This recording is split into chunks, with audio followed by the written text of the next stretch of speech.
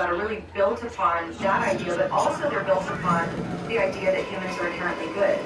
If you combine those two things, that, you know, if objective truth exists about those things, it can't really be known.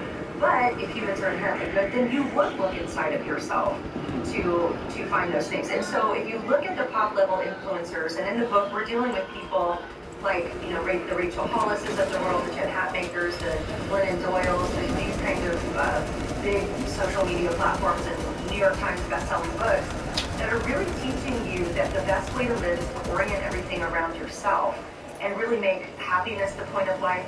And in each chapter, we talk about why these failed. And this is the thing I think is really important for people to realize. We're not just a bunch of Christians in the corner saying, oh, you need to believe the Bible, and you shouldn't do that, and that's a no, and you shouldn't do that. It's really that these lies, although they sound good, they actually hurt you. They actually lead to a life that puts you in bondage to certain things. And then we go even deeper. And not only that, but it causes great spiritual devastation. And they have eternal consequences with believing these lies. And so when you have these really charismatic personalities that are teaching you how to make the perfect loaf of banana bread one day, and the next day they're teaching you how to speak truth to power, and then the next day they're lecturing you on racism, and then the next day they're back to their sourdough bread baking. It's like, you know, it can be very tempting for people to almost follow these thought leaders as if they're really experts on all these things. But in our social media world, we're looking at people that are figuring it out for themselves as they go along and hoping you follow them. But, you know, we don't know how that's all going to pan out in 10 years. So they're trying all this new stuff. Most of them have had massive life changes in the past few years. But it's not like they have a massive life change like a divorce or a deconstruction where they've decided they don't believe the way they used to believe. It's not like they do that and then say, okay, I'm gonna kind of be quiet for a few years, try to figure out what I think, and, you know, no, it's like, oh, I'm so happy. I've changed my entire life. Everything's great. You should definitely do what I do. But you're like, let's just give that a couple years, and, you know, 5, 10 years, see how that pans out. Did you see the movie The Social Dilemma, the Netflix documentary? No, I need to see that. Have you heard of it?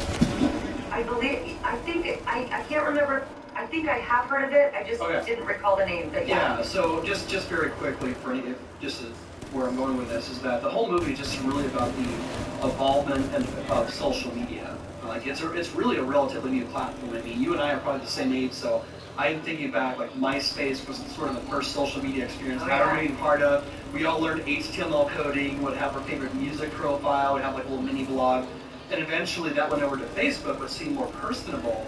But what the movie really, and the documentary really articulates, is that the way that social media has set itself up in such a way to where they just want to put content in front of you that feeds your own confirmation biases. Mm-hmm. And so because of that, it leads to, one, like a ton of polarization, but also like it allows almost anybody to become a micro-celebrity like instantaneously. And I'm sure you know, even pre-social media, when you were a singer, you can imagine, just the appeal and notoriety of having fame, going to a city you've never been to, and all of a sudden there's a bunch of people who know who you are and know your singing voice.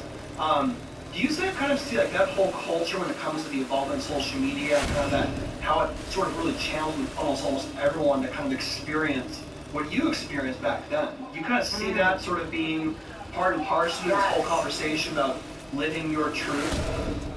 Well, it's so interesting you would bring this up, because I remember, I'm going to go back a ways, okay? So I remember being in high school, and of course, as you said, there was no social media, there was no internet. I actually remember the first time I went on the internet. Yeah. I remember sitting down in front of the computer and going on the internet for the first time. I love that I can remember that, because my kids won't even have a memory of that. Yeah. But so I was in high school. I went to the Christian bookstore, which is where you went if you wanted to buy Christian music and books and things like that. And I remember walking by the magazine aisle and seeing the cover of CCM magazine and seeing an artist on the cover of CCM. And they were just kind of like real, broody, and I remember just in my heart feeling like, this is really bad. Like, this is bad, first of all, that Christians are doing this kind of thing. I'm not saying it's wrong to have a photograph taken of yourself, but just this sort of self-worshipy kind of, look at me, I'm so cool thing. And so fast forward, when that was always a very big struggle for me in Zoe Girl. I remember just being very conflicted at photo shoots, very conflicted about the way the imaging was presented, just because I didn't want to glorify myself. But there was a difference, as you say, difference between like somebody's senior picture in high school and what might be on the cover of an album. Well, fast forward to today, and everybody's senior pictures look like an album cover now.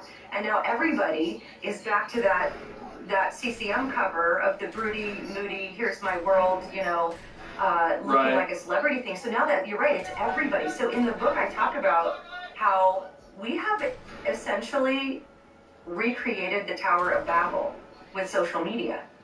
It's like the world now once again speaks with one language, and it's like we've done that again. And if we look at the Tower of Babel, it's like people would say, well, look, they're so unified. Look at all the unity. Because today everybody's like, unity's so important.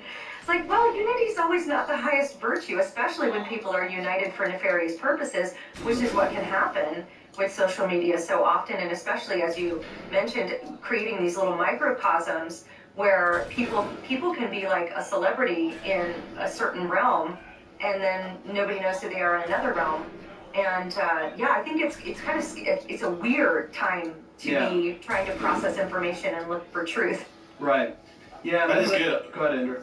Yeah. Talking about the Tower of Babel, essentially, and this microcosm, or this massive world of these influencers now who are propagating their own version of truth. You talk in your book about word salad, right? It seems like what's going on is a massive amount of confusion. When you bring in your truth, that means words lose their objective meaning. Right. It can just mean what is ever useful or pragmatic for the time that someone's living in. Is that something that's a danger that you see with living by your own truth with regards to words?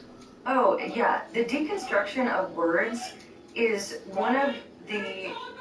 I don't want to use the word threat to the gospel, because nothing can actually threaten the gospel, right? But think about it this way.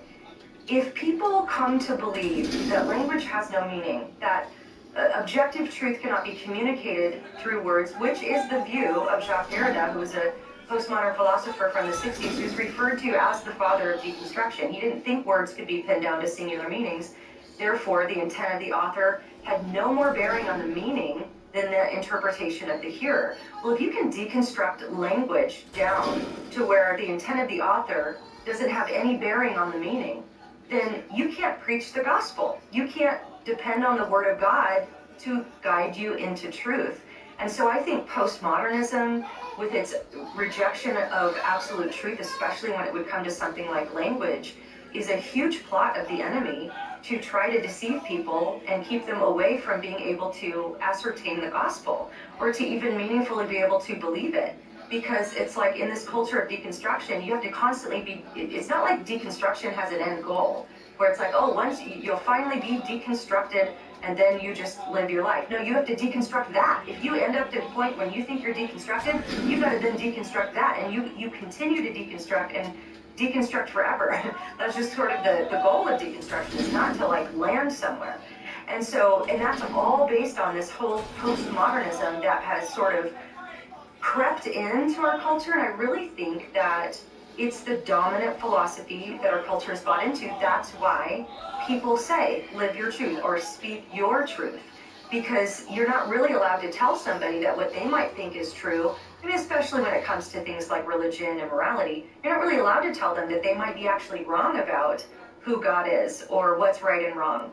And then, if that's the case, then really it's just down to power. It's down to who has the most amount of power or the most ability to get the most people to believe what they say is true, to whatever they can make stick, so to speak, as people have put it. And so that can't be right, because just a cursory look at world history has seen the devastating consequences of what most people believed at a given time in history in a certain place. Yeah. What are your thoughts on George Orwell's 1984? So I remember reading 1984 I think I was in 9th grade. And I was really fascinated by it. But I also remember thinking, that could never happen, right? I was thinking, especially the doublespeak, where the meanings of the phrase, but we're seeing doublespeak all over our culture right now. I mean, just take the issue of abortion, right? First, it was pro-choice, right? It turned a negative into a positive. Not pro-abortion, but pro-choice, right? Well, now pro-choice is referred to as reproductive justice. It's like they've taken it even a step further to say it's not just a matter of being for somebody making a choice to or not to do this. It's actually a right. It's an inherent right that women have to have an abortion. And when that right is taken away, that's an injustice. I mean, talk about newspeak, right? That is like the definition of newspeak. I mean, women's, abortion centers are called women's health care centers. I mean, it's propaganda. And I think we see so much propaganda in the news.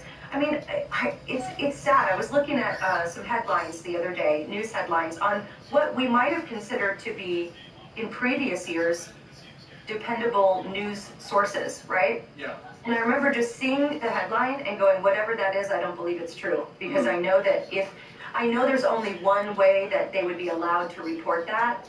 Yeah. So we're kind of, I mean, obviously not in every way back to 1984, but there is some serious relevance to where our culture is at today. 100%. In fact, when I'm thinking just about media, I'm thinking of, so we are interviewing, by the time we release this podcast, we will have talked with Mike Rinder from Scientology: The Aftermath. And in prep for the episode, I was watching an interview that Ted Koppel from Nightline did with David Miscavige, because the only time he's done a public television interview, it was such a stark contrast to see somebody like Ted Koppel in comparison to whether it's Fox News or CNN, where everyone's just trying to get a soundbite to be popular, a soundbite for clickbait, where you see Ted Koppel really just gently poking and prodding, but also calming down, de-escalating, just because he was being a true journalist. Like, he wanted to get to the truth of the matter. And there are plenty of times where you could see Miscavige get in